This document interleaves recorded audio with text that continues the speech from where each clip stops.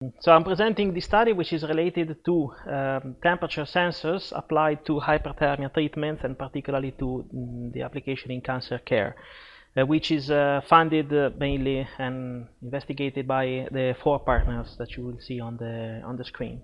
Now, thermal ablation is a procedure, interventional procedure for cancer care, which acts when a tumor has been diagnosed and localized. And the key principle is to use the energy, usually of electromagnetic waves, to heat up the cells in a very localized spot in correspondence of the tumor. There are at least 5 procedures that are currently in use, which are listed on the screen. LA is laser ablation, MWA is microwave ablation, RFA, radiofrequency ablation, HIFU, which is high-intensity focused ultrasound, all of them heating up the tumor tissues, and cryoablation, which works the vice versa by cooling down the tissues. Most of these procedures are currently mediated also using gold nanoparticle or nanorods, which change the capacity of each procedure to diffuse the heat in the surrounding area. The results I'm illustrating today are mainly related to laser ablation, which is currently in use, particularly for brain, pancreas, and thyroid tumors, and also is expanding nowadays to liver tumors and lung tumors also. Thermometry is one of the main parts related to the monitoring of these procedures. The temperature is the physical driver for cells mortality. Temperatures within 42 and 44 degrees start to be cytotoxic, so damages cells. At 52 degrees, it takes around 1 minute to kill the cells in 99% way. And over 60 degrees, the coagulation of proteins inside the cell is nearly instantaneous. So that temperature is usually set as the threshold for which thermal ablation is effective.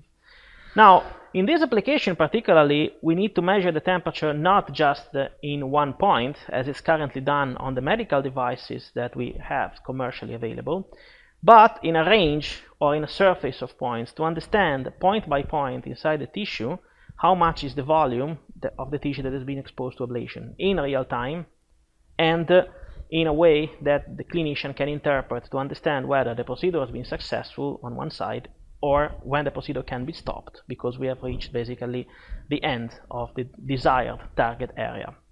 That is currently not done in most of the medical devices that you have commercially, so we have decided to investigate this as one of main sensors tasks to understand basically how we can embed on board of normal applicator devices one fiber optic sensor.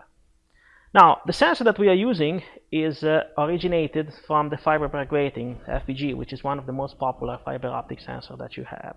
And we are going to extend that concept to the next level, which is the linearly chirped fiber Bragg grating, or LCFBG, which is written here.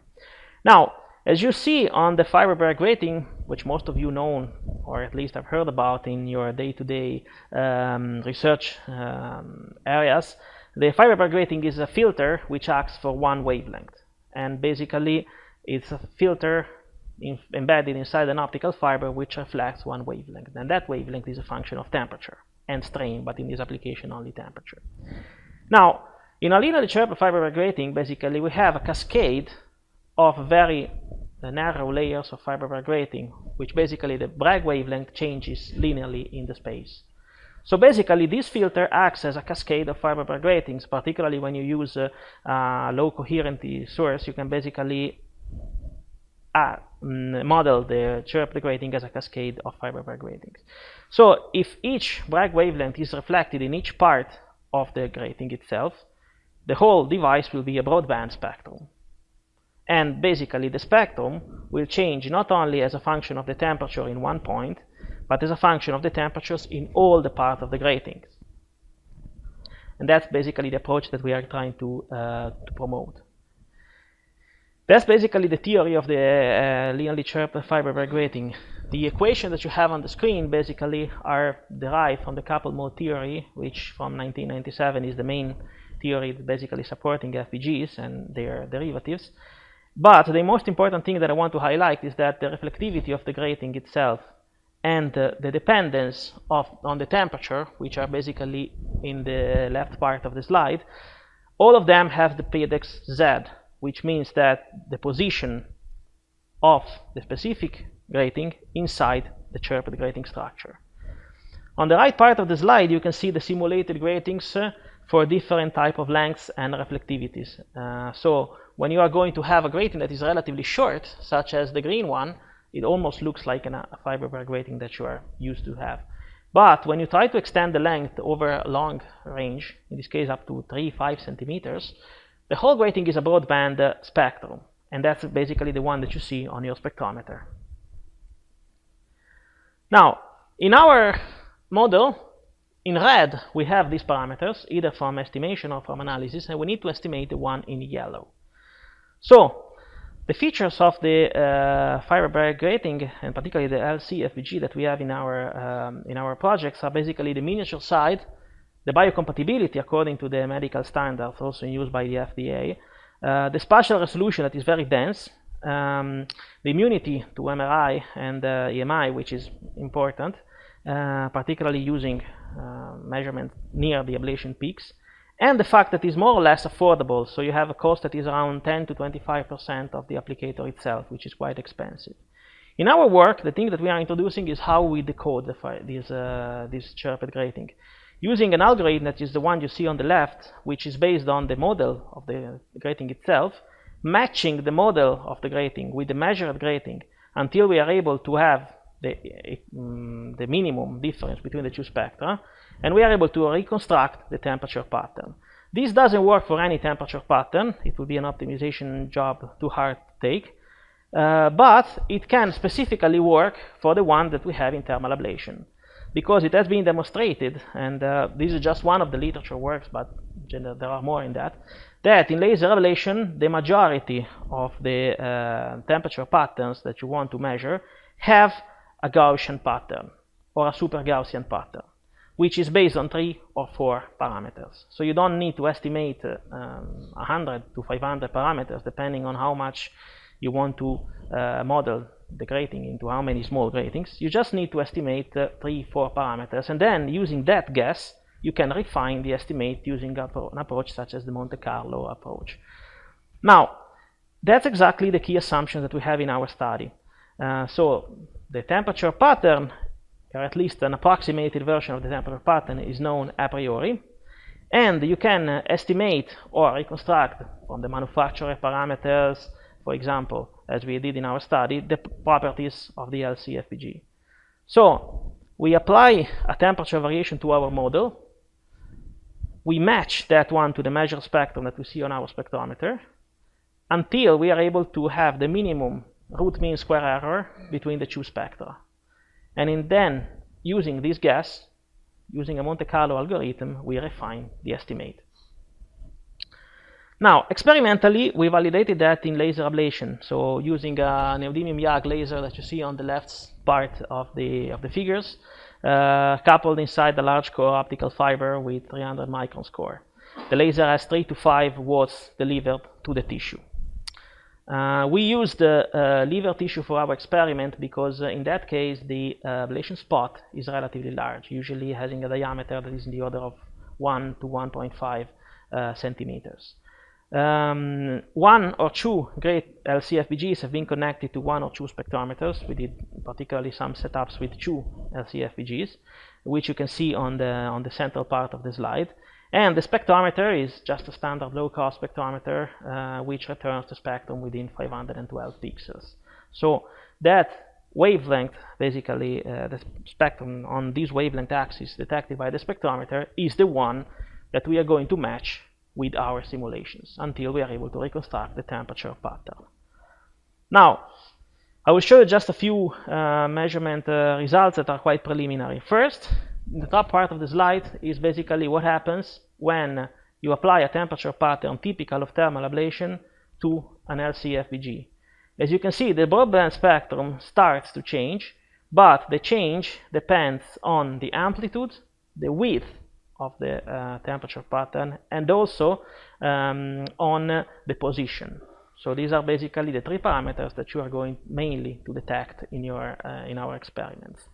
When you do that on a real grating, as you see on the bottom part of the slide, you have nearly the same pattern. In that case, we have a different chirp rate, so a different basically length of the grating over the width of the grating bandwidth, so you have basically a different variation. As you can see on the bottom right part of your chart, as we turn on the laser, our initial spectrum, that is red, starts to change, particularly opens up into a couple of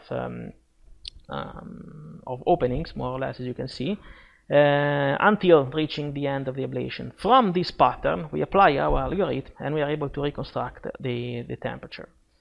Now, in a preliminary result, we did also that applying 2 LCFBGs.